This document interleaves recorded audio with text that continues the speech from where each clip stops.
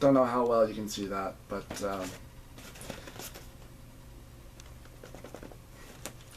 I still have these.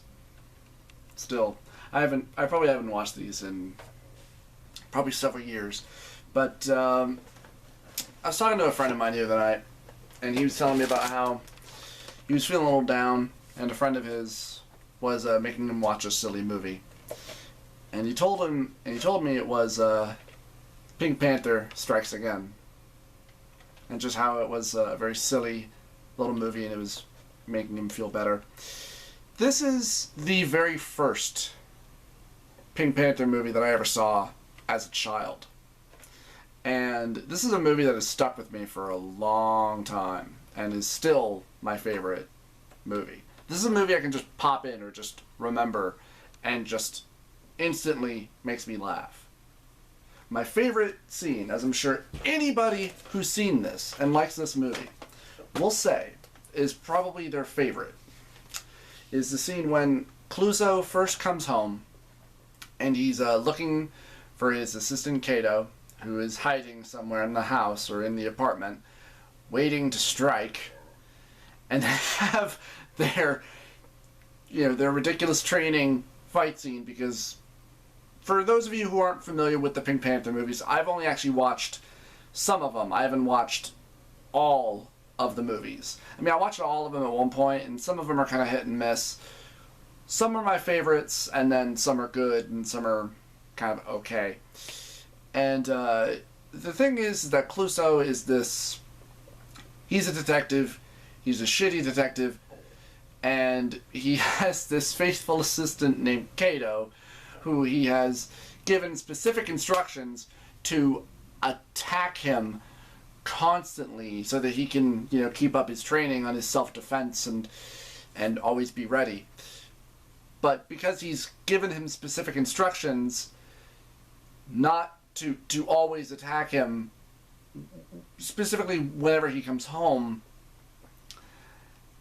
and even if he's in a shitty mood or even sick, like in one of the later movies, when he comes home and he has like a megaphone or a bugle and he's yelling at Kato, "Don't attack me, I'm not in the mood, this is not code, this is not a test, don't attack me, I'm not in the mood," and he still attacks him. And one of my favorite scenes is he comes home and he looks for Kato and he can't find him and looks all over the apartment, finally gives up and settles in for a night of rest, and Kato is hiding on top of his bed, and they go in there, grab their weapons, and they do this slow motion effect where Kato charges at Clouseau in slow-mo with a staff.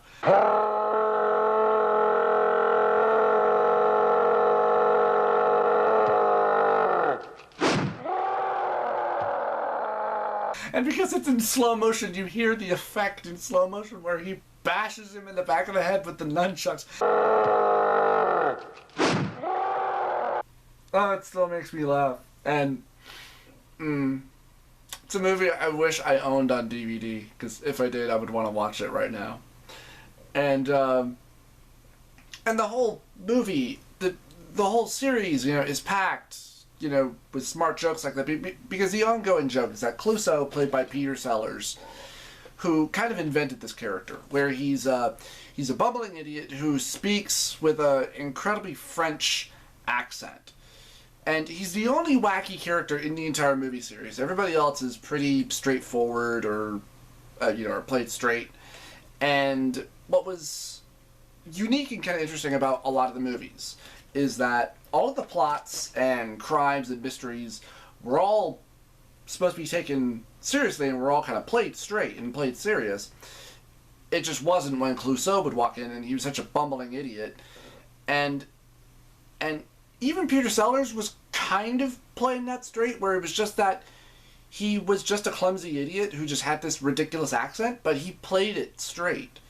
Other than the accent and him being a doofus who screws up all the time, he still played it pretty straight. And every time he did screw up, and he was aware that he screwed it up, he would just sort of play it off as, oh, well, I kind of meant to do that, and you could kind of see him almost muttering under his breath, damn it.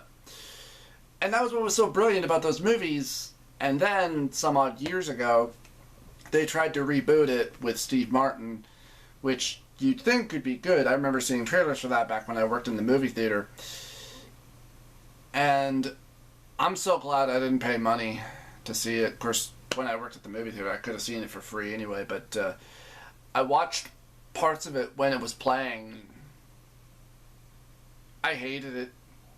It was absolutely terrible. I mean, I don't even remember or know how movie critics saw it or reviewed it, but I can't imagine that anybody liked it. But they made a sequel to it, so it must have done well enough to earn a sequel. But my biggest gripe with it is that it wasn't funny. I mean, there are parts, more specifically parts, I'm sure, with Jean Reno in it, who plays Clouseau's new assistant cop, who's kind of playing Kato, but kind of not. He's just playing this different character. And the big problem with it was that it wasn't funny, and a lot of it was pandering, and nobody really felt like they cared. Like, everybody just felt like they were just kind of walking on through it, and my battery's about to die. The movie just wasn't very good, and I mean, I don't even know how much you can get these for now. I'm sure you can get them for a reasonable price on DVD or Blu-ray, hopefully. Watch the originals. Don't watch the Steve Martin movies. I mean, maybe rent them out of curiosity, but, oh, God. Anyway, this has been a quick little trip down memory lane. I would make this go on longer, but my battery's about to die. Everybody, I hope that you've enjoyed. I'm trying to work on brand new Let's Plays for Indie Zombie and stuff like that, and hoping to get out some new reviews. Gonna have to wait for new batteries, because still can't get the camera to work. Hope that you guys have enjoyed. Let me know, actually, what you think about the Pink Panther movies, the originals and the reboots. I'll see you guys next time. Take care of yourselves. It's the fan. The fan is ringing.